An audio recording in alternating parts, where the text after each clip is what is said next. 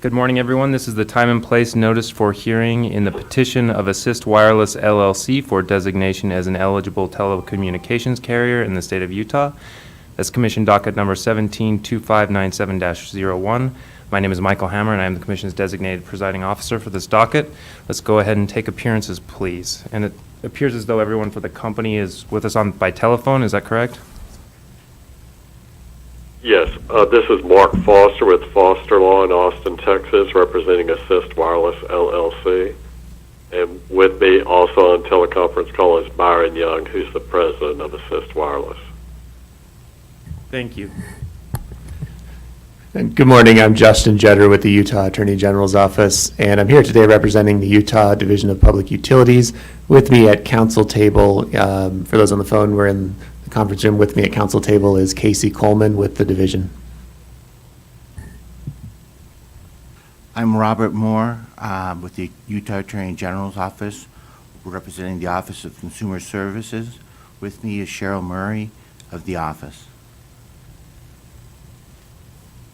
Thank you. Are there any preliminary matters before we begin?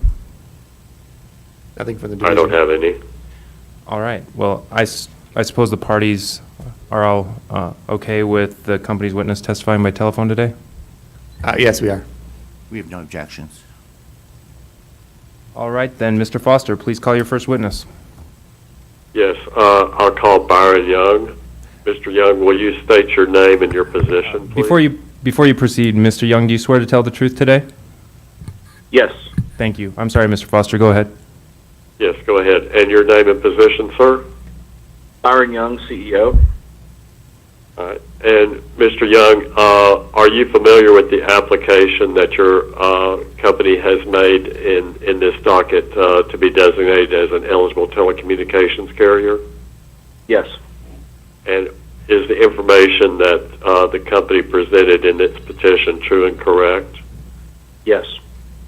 And is Assist Wireless an experienced provider of Lifeline phone service? Yes. In what states is the company presently providing Lifeline service? California and Oklahoma. All right. And are you willing and able to abide by the rules of the Public Service Commission of Utah with respect to provision of Lifeline service in Utah? Yes. And likewise, will you abide by the rules and regulations of the Federal Communications Commission with respect to provision of Lifeline service to Utah residents? Yes. And are you also familiar with a stipulation and settlement agreement that's been executed in this docket? Yes, I am. And are the information presented therein true and correct and agreeable to your company? Yes. And will you abide by the provisions of the stipulation and settlement agreement? Yes. Do you believe that the terms and conditions of the stipulation and settlement agreement are in the public interest? Yes, I do. All right. Your Honor, I don't have any more questions for Mr. Young. I'm happy to tender him for any cross-examination or clarifying questions that might be needed. And if there's anything else that you all would like to me to submit or ask Mr. Young, I'm happy to do so. Also, if it's needed for your evidentiary record, we would offer the contents of the application and all attachments therein, as well as the stipulation and settlement agreement into evidence at this time. Seeing no objection, they're admitted. Mr. Jetter, any cross-examination? I have no questions. Thank you. Mr. Moore? No questions, thank you. All right, Mr. Foster, you have no other witnesses, correct? That's correct. Okay. Mr. Jetter? Thank you. The division would like to call and have sworn in Casey Coleman. Mr. Coleman, feel free to stay seated. Do you swear to tell the truth today? Yes. Thank you. Mr. Coleman, would you please state your name and occupation for the record? Yeah. My name's Casey J. Coleman, and I'm a utility technical consultant for the state of Utah and the Division of Public Utilities. Thank you. In the course of your employment, have you had the opportunity to review the application filed by the applicant in this docket, as well as the settlement stipulation that was filed by the parties? Yes. Do you believe that approval by the commission of the settlement stipulation would be just, reasonable, and in the public interest? Yes.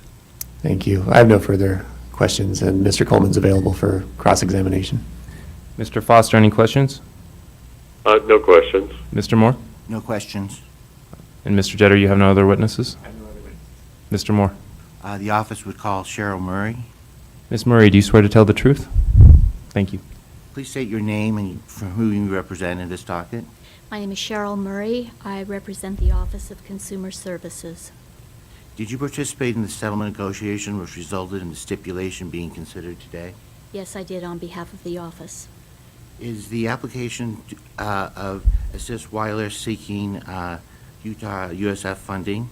Yes, however, as noted in the stipulation at page 7B, the commission bifurcated this docket so that the immediate proceeding will adjudicate Assist Wireless request for designation as an eligible telecommunications provider for the purpose of receiving federal Lifeline support for its Utah customers. The request for Utah USF will be adjudicated after the commission makes rules governing wireless providers' eligibility for state Lifeline support. Have you prepared testimony regarding the stipulation? Yes. Please proceed. The Office of Consumer Services is responsible for assessing the impact of utility rate changes and regulatory actions upon residential and commercial customers. It is with that responsibility in mind that we have evaluated Assist Wireless request for limited designation as an ETC for the purpose of providing Lifeline service to qualified residential customers in Utah. The office acknowledges that low-income persons need to have access to telephone service and in general supports the ability to receive that service through wireless telephone service. We considered both the benefits provided to low-income customers through wireless service and the money collected from telecommunications customers necessary to fund the Lifeline program in our assessment. We've reviewed the testimony, the exhibits. We've also issued some data requests and had discussions with company representatives in coming to our conclusion here. Subsequent to our review of the information, the parties entered into the stipulation and settlement agreement that's being presented today. In the office's judgment, the settlement is just and reasonable in result and in the public interest and should be approved by the commission. That concludes my testimony. Ms. Murray is available for cross. Mr. Foster, any questions? No questions, Your Honor. Mr. Jeter? I have no questions. Thank you. Thank you. Mr. Moore, anything else? No, sir. Okay. Before we adjourn, let me just ask the parties, and I suppose I'll start with Mr. Foster, how we envision the second stage of this matter proceeding. In other words, would you like me to notice a scheduling conference at some future date? I don't want this to languish on our docket indefinitely. Is there anything we can... Honestly, Your Honor, I'm a little unfamiliar with your processes there in Utah. Could you perhaps let me know what have you all done in previous cases? I think this situation is a little unique. Let me ask Mr. Jeter and Mr. Moore if they have any recommendations. I think maybe there may be two options that we could do here. One would be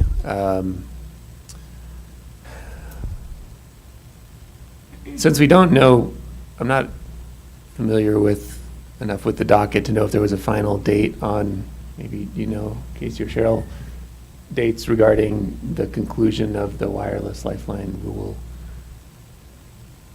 I don't think we have a specific dates. So I don't think we have a known endpoint of the process that needs to be completed before we go forward with the evaluation of Lifeline support for Assist Wireless.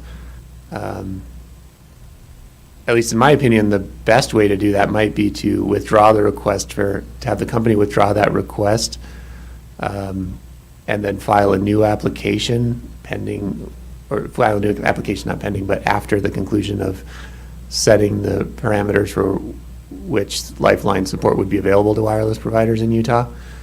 In the alternative, the only other way that I think that it might work would just be to have a some sort of an order that would set a scheduling conference a certain time after the conclusion of that, but since we don't know when that is, I don't know if we could set a date for it. I think the trouble is suspending it indefinitely, which sounds like that's not what the commission prefers to do. I think, just sitting here, I think the best option would actually be to have a separate docket with a new application, which would be focused on whatever the rules would be. Okay. Mr. Moore, anything? We would concur with the division. Okay. Your Honor, this is Mark Foster. I hate to interrupt. I'm going to have to confess, the sound quality is so poor, I can barely make out anything you all are saying. I just didn't want to really interrupt too much, but if there's something that could be done, or maybe at the end of your discussions, just kind of advise me on the bottom line, maybe off the speakerphone, that would be fantastic. Sure. Can you hear me, Mr. Foster? Yes, I hear you just fine, thanks. Okay, so I asked the division and the office's counsel for input as to how they suggested proceeding. Mr. Jetter, correct me if I'm wrong, but I understood the recommendation to be that either the company withdraw its application for Utah USF and refile at a later date once rules are in place to evaluate that request, or we could perhaps stay this case pending further action from the company. I suppose a third alternative would be to simply notice up a scheduling conference at some future date, though we don't know whether rules will be in place at that date to continue the adjudication. Okay, I think I know how we would like to proceed, would be to move ahead with this request for the federal ETC designation, and we could withdraw our request for the to be reimbursed from the Utah fund and refile that when you all have finalized the rules.